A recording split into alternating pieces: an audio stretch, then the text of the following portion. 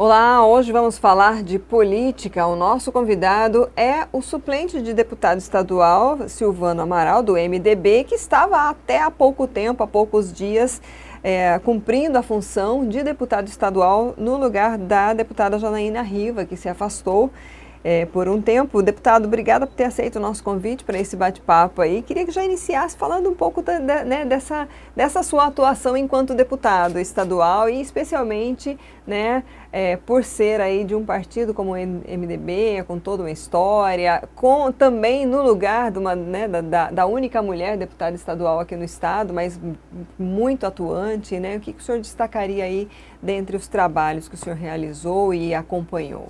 Olha, primeiramente eu quero agradecer o convite, estar aqui com você hoje, é um prazer enorme estar aqui e agradecer aqui a audiência de todos os seus telespectadores. Estamos à sua disposição para poder fazer esse bate-papo aqui, estar com vocês e falar um pouco dessa caminhada que nós tivemos agora há pouco tempo lá na Assembleia Legislativa do Estado de Mato Grosso, né? Estou à sua disposição e à disposição dos seus telespectadores. Bom, vamos então iniciar falando da agricultura familiar, que é uma área em que o senhor atuou como secretário, né, e tem aí um trabalho já de alguns anos, né? Houve aí uma reunião com a chefe da Sudeco, né, a Rose Modesto, e o senhor esteve buscando aí o apoio da agricultura familiar. Como é que está... sob o seu ponto de vista, o estado de Mato Grosso nesse quesito? A gente sabe, assim, o presidente da Assembleia, Eduardo Botelho, é um dos grandes defensores também da agricultura familiar, né? Em todos os momentos que ele esteve aqui com a gente, ele sempre procura falar, né? Mas, assim, para o senhor, como está a realidade hoje dessa área que sempre demanda apoio, recursos, enfim? Olha, eu tive o dizer para vocês que até porque pela nossa caminhada, o nosso perfil, a gente sempre teve uma atuação muito específica dentro da agricultura familiar. Desde 2015, quando a gente ficou deputado estadual, até janeiro de 2019, a nossa atuação na Assembleia, naquela época, vocês lembram muito bem, um governo que não tinha investimentos, não só na agricultura familiar, como também diversos segmentos da saúde, da educação, da infraestrutura, enfim, das ações de governo. Infelizmente, aquele governo do Pedro Táxi foi muito ruim para o Mato Grosso.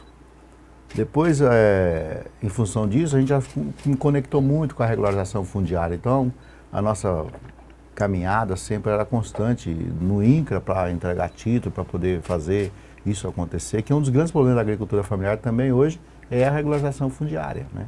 Uma dificuldade muito grande de se entregar o título, né? A burocracia, a falta de estrutura dos órgãos. Isso é muito custoso para os pequenos produtores. Fevereiro, quando assumimos de 2019 a agricultura familiar convidado pelo governador Mauro Mendes, apoiado pelo nosso partido MDB, tivemos o privilégio de trabalhar lá um bom tempo, né? Até 2021, né? 2022, março de 2022, estivemos lá como secretário de Agricultura. Fizemos uma grande ação, né? Especialmente quando se trata de máquinas, equipamentos, né? Tecnologia para os pequenos produtores, que no meu ponto de vista também, a agricultura familiar de Mato Grosso, ela passa por umas dificuldades. E essas dificuldades são, no meu ponto de vista, regularização fundiária, né, combinada com a regularização ambiental. O cadastro ambiental rural para os pequenos produtores praticamente não andou nesses últimos anos. Há muito tempo não se anda, né? Ainda tem que se caminhar, ainda a gente tem dificuldade, tem a questão das reservas dos assentamentos, quando é coletiva, a própria SEMA tem dificuldade através de software, de sistema de identificar isso e acaba, assim, protelando essa entrega de regularização ambiental para os pequenos produtores, né? Dificuldade de APF, cancelamento, enfim.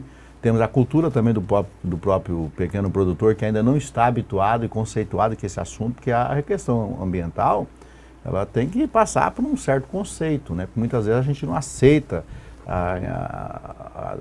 entender por que eu tenho 10 hectares e posso só plantar em 2 e tem que ter 8 de reserva, no caso daquelas áreas que estão no bioma amazônico.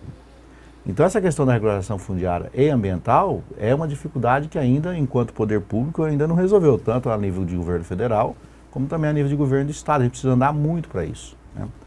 Outro assunto grave que ainda a gente também precisa tomar pé e consciência é a questão da assistência técnica. A assistência técnica ainda capenga muito, né? Ainda falta estrutura, falta eficiência, falta entrega, né? Nós temos a Empire, que faz a parte de assistência técnica no estado de Mato Grosso, ainda não deu conta de ser ainda resolutiva. Há uma grande reclamação ainda dos pequenos produtores em relação à assistência técnica, né?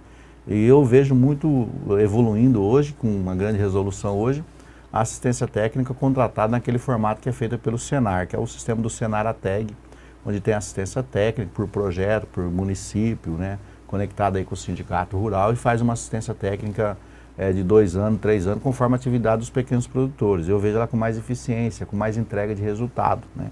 Então eu defendo que a Empire poderia também adotar esse sistema para agregar o que já existe da Empire, para poder dar resultado na assistência técnica. Outra situação, que é a que a gente tentou resolver nos anos que estivemos lá, é a questão da mecanização e tecnologia. Eu costumo dizer que não dá mais para plantar na enxada, né? Arar a terra na foice, né? Enfim, na mão, né? Precisa de tecnologia, precisa de trator, precisa de máquina, precisa de grade, precisa de carreta, precisa de máquina para poder fazer a melhoria da área, né? Precisa de adubo, né? Precisa enfim, calcário, precisa resolver isso, né? Com uma pequena propriedade, o pequeno produtor pode sim ganhar dinheiro e viver bem, né? Eu vejo, inclusive, dentro do segmento da agricultura familiar, o Estado com a capacidade de melhorar socialmente aquele cidadão e sua família.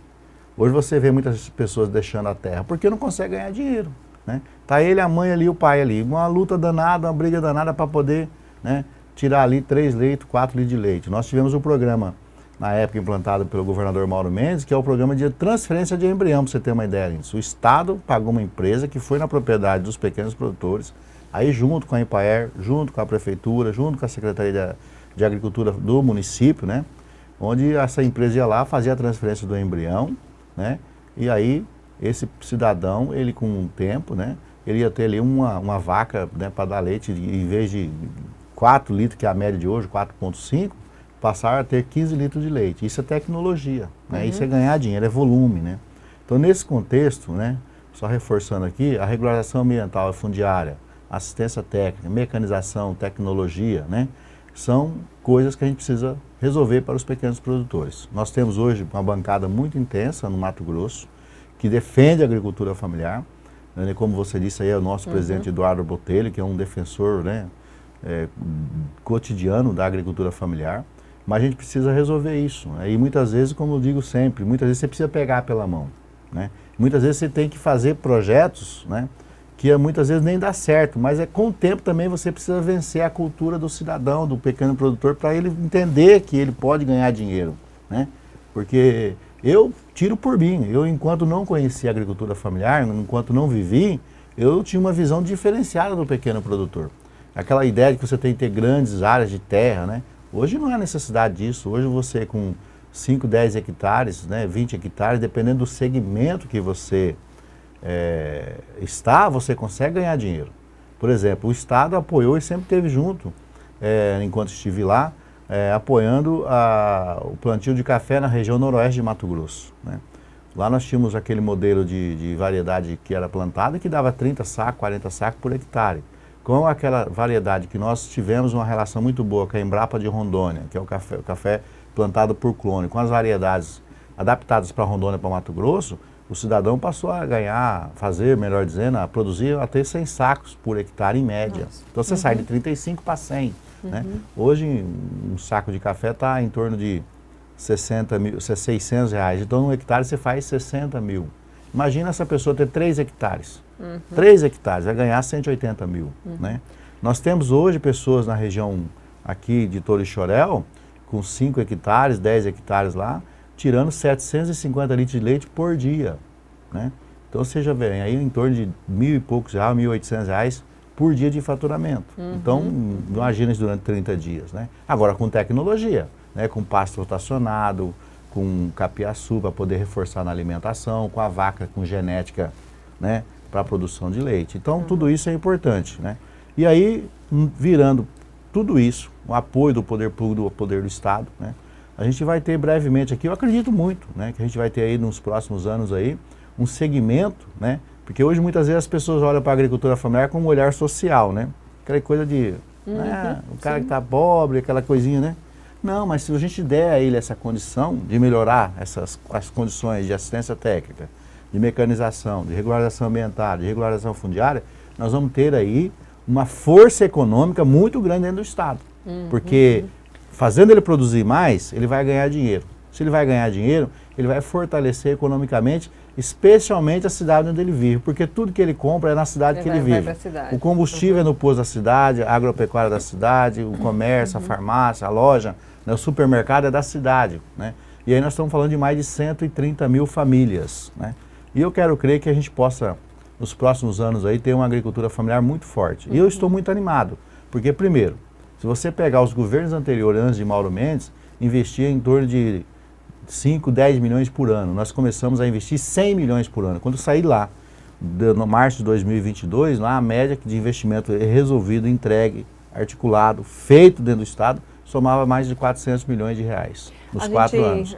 Aí, fora isso, só para concluir, nós deixamos ainda, inclusive, um projeto do Banco Mundial que está em andamento, né, que já está bem avançado, de 80 milhões de dólares, né, já aprovado, que está em andamento pela atual secretária de Estado, Teté Bezerra, que está andando lá, fazendo esse processo andar com a sua equipe lá. Então, nós temos garantia de mais investimentos nos próximos anos para os pequenos produtores e não tenho dúvida nenhuma que nos próximos anos aí, espero que seja o mínimo de ano possível, né? A gente tenha nesse segmento da agricultura familiar pessoas vivendo melhor, ganhando dinheiro, né? Com expectativa melhor de vida, com expectativa melhor de produzir para o Estado, né? Eu acho que é assim, o Estado tem que gerar, quando eu digo Estado, eu digo município, a União e o governo do Estado de Mato Grosso, dando oportunidade para as pessoas melhorar de vida através do seu trabalho, através do seu suor.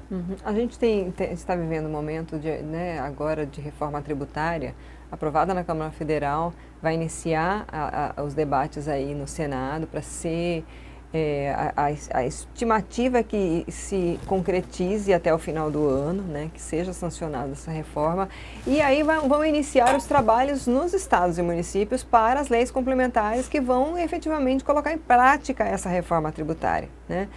E a gente está vendo aí, o senhor é suplente, assume, volta e meia, acho que esse ano já foram 2 vezes, né, que o senhor assumiu. Três vezes. 3 vezes assumiu, né, a vaga da deputada Janaína Riva, e pode estar à frente aí também quando isso cair na Assembleia para ser votado. Vai ter um período de transição, claro, né, mas assim, o que o preocupa, primeiro, a reforma tributária que hoje está posta, que foi aprovada, preocupa em alguma questão? O governador antes ele criticou bastante e depois ele voltou e apoiou, né? Mas assim, sob o seu ponto de vista, até como, né, homem público que já esteve aí à frente de secretaria, já, né, tem uma experiência de gestão pública, se há algo que preocupe, e qual a sua expectativa para esse trabalho pós, né, agora, porque vai ter o resto da gestão, inclusive, porque esse período de transição vai ser longo, né?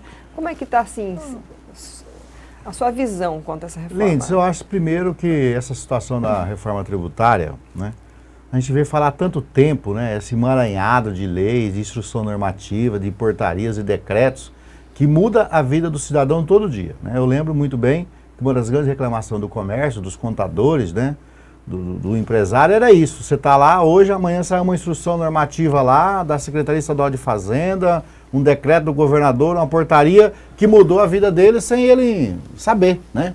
Então essa questão acho que vai ficar bem resolvida, porque não dá mais para você todo dia estar mexendo com a norma. Então você tinha que ter lá um escritório de contabilidade, um consultor, um contador, sempre ali, né? E muitas vezes, até por uma questão de você não ter condição de acompanhar as mudanças, você era multado, né? Ah, porque foi multado porque você fazia assim, já não é assim há algum tempo. Então, tipo assim, eu acho que resolver isso de vez, deixar a regra clara, né, bem definida e permanente, para você saber qual é o trâmite que você vai caminhar para poder contribuir com os seus impostos, né? Então, isso é importante. Isso eu sou defensor da reforma tributária, isso tem que acontecer, já aconteceu, melhor dizendo. Nós vamos ter agora o trâmite no Senado, automaticamente eu acredito que vai haver algumas mudanças, deve voltar para o Congresso, né, para a Câmara, e aí a gente vai resolver isso, né? Então, assim, primeiro deixar claro, né, quando a política quer, eles fazem, né? Eu lembro muito bem que o presidente da Câmara falou, ó, semana que vem nós vamos aprovar a reforma tributária, né? Eu olhei assim, né, eu falei, putz, vai mesmo? Será que vai? E aprovou, né? Mesmo que ali com uns trancos e barrancos e tal, a classe política se reuniu, o governador foi para Brasília. Eu lembro que vocês até publicaram o governador a campo em Brasília, né? Para poder defender os interesses de Mato Grosso, a Câmara Federal, né? Os nossos senadores, os nossos deputados e deputadas federais. E aí resolveu o assunto. Eu acredito sim, eu acredito que de 0 a 10 nós podemos medir por um 8, né? Dar uma nota 8. E até mesmo porque ainda restam algumas discussões que precisam ser feitas para deixar claro esse assunto, né? Em função, inclusive, da grande preocupação do governador Mauro Mendes, que era o FETAB, que é um dos grandes, né, uma das grandes receitas hoje do estado de Mato Grosso. Então, eu acredito que isso deve voltar para a Câmara, né, algumas discussões, né, para poder a gente avançar. Em relação ao foi bom, foi ruim, a gente se pauta muito pelo secretário de Estado, Rogério Galo, e pelo próprio governador, que fez um trabalho, inclusive, de corpo a corpo, né, constante lá. E aquilo que você falou, alguns deputados federais, inclusive, defendiam a orientação do governador e do secretário Galo, né? Porque eles estão ali no dia a dia e sabem o que é bom o Mato Grosso. Eu acho que é uma discussão muito mais técnica de defender o nosso estado, né? Do que uma discussão de ser contra ou ser a favor do que isso, aquilo, né? Eu lembro que alguns deputados votou contra a reforma porque é contra o Lula. Mas não é contra o Lula. A nossa bancada, a maioria votou contra. Né? Pois é, porque é contra o Lula. Acho que o caminho não é esse. Tem que ver o que é bom para Mato Grosso. E o governador Mauro Mendes, o próprio Rogério Galo, que são as pessoas que fazem uma avaliação técnica, né, aprovaram a reforma. Então, aprovando a reforma, eu acredito que poderia sim os deputados de Mato Grosso defender os interesses do nosso estado. Eu acho que essa questão ideológica tem certo momento que ela tem que ser deixada de lado, porque a questão tributária é uma questão técnica e a sociedade brasileira gostaria de ter a reforma tributária, né? Então, nesse sentido, eu avalio positivamente essa reforma tributária, né? Vai haver mais algumas discussões e acredito que a maioria dos deputados agora, havendo esse retorno para a Câmara Federal, vai refletir, a gente possa ter aí alguma mudança de voto, né? Até mesmo porque o próprio governador, o próprio Rogério Galo, vai acabar orientando e deixando mais claro, porque isso foi muito nos 45 minutos do segundo tempo, né? Então que o próprio governador começou depois de muitas discussões, muitos embates lá, entender e conseguir alguns pleitos que ele tinha dentro da reforma, né? Entendeu que seria melhor a reforma tributária, da forma que está. Agora, uma das coisas que a gente tem que ficar sempre vigilante é que não se pode mais falar em aumento de carga tributária, né? Eu acho que nós estamos falando aqui em simplificação, em segurança jurídica, em objetividade, né? Tanto para o comerciante como para o cidadão que paga seus impostos. Então, é nesse sentido que nós estamos tratando. Zero condição, zero chance de aumentar imposto. Isso é o que nós defendemos. Isso que eu acho que a Câmara Federal, os nossos deputados federais têm que ficar vigilantes. Não é ser contra porque há ideologicamente um governo de esquerda aí no mandato. Não. É ser a favor quando é interessante para Mato Grosso. E ser contra quando não é interessante para Mato Grosso. Bom, falando de eleições na Associação Mato Grossense dos Municípios, né? Que já está aí pegando fogo. O senhor apoia a candidatura do prefeito de Primavera, Léo Bortolin, né? Como é que está esse momento, né? Justamente para essa possibilidade realmente dele conseguir, depois de uma hegemonia longa aí, né? Olha, primeiro, para deixar claro, assim, que a gente quando começou na campanha do Léo, entendendo que ele é uma pessoa que tem capacidade, né? Eu conheço o Léo desde quando ele era vereador, uma pessoa com muita energia, né? Uma pessoa que tem capacidade, tem entendimento de gestão pública, tanto é que o Léo foi reeleito, né, com mais de 85% dos votos em Primavera do Leste. Olha que nós temos lá, na cidade de Primavera do Leste, um eleitor qualificado, né? Uma pessoa que realmente tem capacidade de cobrança dos seus gestores. Quando tem uma pessoa dessa reeleita, com mais de 85%, a gente tem a certificação da própria Sociedade Primavera do Leste da capacidade dele, né? E também não é simplesmente ser contra o Neurilan, muito pelo contrário. Primeiro é reconhecer o trabalho que ele fez na MM até hoje, né? Eu acho que a MM, antes do Neurilan, era de um jeito, depois que o Neurilan entrou, ela ficou melhor, ela robustou, ela ficou mais forte, ela tem entregado alguns resultados para os municípios, né, para os seus municípios, seus associados. Mas o fato é que o Neurilan está há mais de 10 anos à frente da MM, não mais um mandato de mais de 13, já para mais de 13 anos, 14 anos aí, mais ou menos aqui, a sua liderança dentro da MM.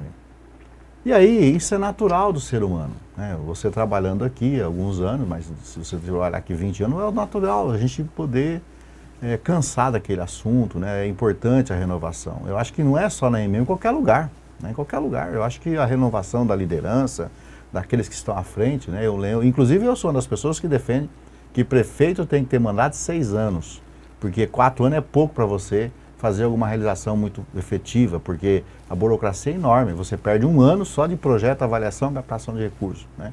Depois você 2 anos ali para executar, o último ano praticamente você não pode fazer muita coisa porque é ano eleitoral, né? Então eu acredito que 8 anos é muito, né? E 4 anos é pouco, 6 anos seria bom. Mas o caso da MM também é o caso natural disso. Eu acho que a MM ela precisa potencializar as questões de prestação de serviço, né? No contexto ali de projeto, de engenharia, que é um dos grandes interesses dos pequenos municípios, que não tem condição financeira de ter lá um corpo de engenheiros, né, dentro da sua administração, porque hoje não é se você, antigamente você tinha um engenheiro, você tinha tudo, né? Hoje você tem que ter um engenheiro elétrico, hidráulico, sanitário, fundação, né, que muitas vezes, dependendo da obra, você tem que ter engenheiros específicos. Então a MM poderia ter isso aí com muito mais eficiência para poder fazer projetos importantes, né, para o município de mais rapidez, mais eficiência, né?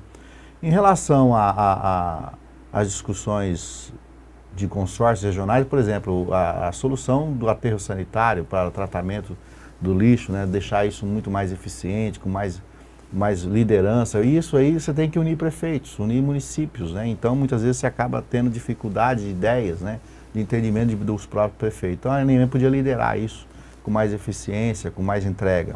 E depois as questões de debate mesmo, de interesse dos municípios de forma regional e também estadual a nível de Brasília. Não. Então acho que isso é importante, não que o Neurilano não tenha feito isso, muito pelo contrário, mas eu acho que quando você tem um sangue novo, né, para poder tornar isso mais eficiente é importante. E eu conheço o Léo. E outra coisa, não é defender a troca pela troca, não é porque está há muito tempo, vamos pôr isso aqui, não, é por uma pessoa que tem a capacidade.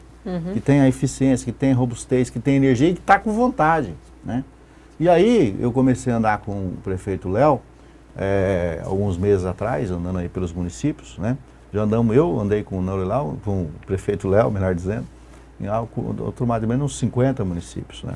E aí ele falando do seu currículo, da sua eficiência, das suas ideias, né? Então não tenho dúvida nenhuma que não é a troca pela troca. É a troca também com uma pessoa que tem capacidade, tem eficiência de fazer um bom trabalho, que tem muita energia, né? E graças a Deus a mensagem foi entregue, né? Nós estamos ainda há 2 meses da eleição, né? Nós estamos ainda 2 meses e pouquinho, né? Que é agosto, setembro, nós estamos 70 dias da eleição. O processo está muito bem formatado, né? Eu pude perceber, está muito bem formatado. Agora dia 1º vai haver o registro da chapa, né? Está muito bem organizado, os prefeitos entenderam a mensagem. Não tenho dúvida nenhuma que o Léo deve ser eleito com mais de 70%, com mais de 70 votos dos 129, né, que são 129 prefeitos habilitados a votar. Eu acredito que ele deve ter mais de 70 votos aí com tranquilidade e ainda temos alguns meses para a eleição, né? Trabalhar então eu acredito que vai ser uma boa opção para os municípios, né, para os prefeitos, né? Isso é de interesse dos prefeitos, né? De prefeito para prefeito, de município para município, né? Mas não tenho dúvida nenhuma que a MM vai ter lá um bom líder para poder fazer as grandes discussões, né, continuar, né, melhor dizendo, fazer as grandes discussões para o estado de Mato Grosso, para os municípios, porque eu não tenho dúvida nenhuma que o Léo está com muita força, com muita vontade, com muita energia, né? E é da personalidade dele, né? Isso é importante, né? As pessoas têm aquela garra. E a MM é isso, é articulação.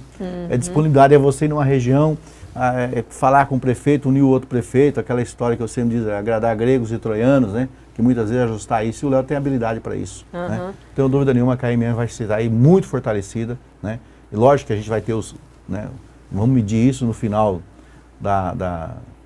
dos 3 anos do mandato dele, né? Que ele vai estar lá, mas não tenho dúvida nenhuma que é uma grande aposta e não tenho dúvida nenhuma que será um grande resultado para os municípios. Para a gente encerrar, o senhor é pré-candidato à Prefeitura de Sinop em 2024? Não, nós temos lá no MDB de Sinop. Nós estamos batalhando lá, articulando a pré-candidatura do deputado Juarez, né? Eu acho que o MDB é um partido forte em Mato Grosso. Nós temos aí as cidades mais importantes aí dentro do contexto da prefeitura. Nós temos aqui o prefeito de Cuiabá, temos o prefeito de Várzea Grande, teremos a candidatura do Léo, melhor dizendo, do Thiago Silva em Rondonópolis, né? Sinop é uma cidade importante, a gente não pode abrir mão de uma candidatura em Sinop. O deputado Juarez, ele tem uma expressão eleitoral muito positiva pelas entregas que foram feitas nos 2 últimos anos, nos 2 últimos mandatos como prefeito dele e também como deputado federal. Boa parte das ações que ainda acontecem em Mato Grosso ainda é um recalque de quando o Juarez era prefeito e é um recalque ainda de quando o Juarez foi deputado federal na liberação de recursos, na articulação de recursos para o município de Sinop, também aqui junto com o governador Mauro Mendes, como é o caso da Estrada Nancy, que está fazendo lá uma obra importante, como é o caso da MT-140 que liga Santa Carmen, que infelizmente até hoje ainda não chegou o recurso, né?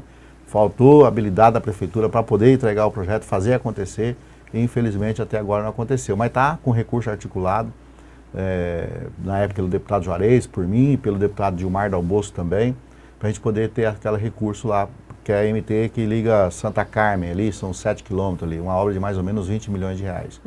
Então o Juarez tem uma história, o MDB tem uma história muito forte com Sinop, né?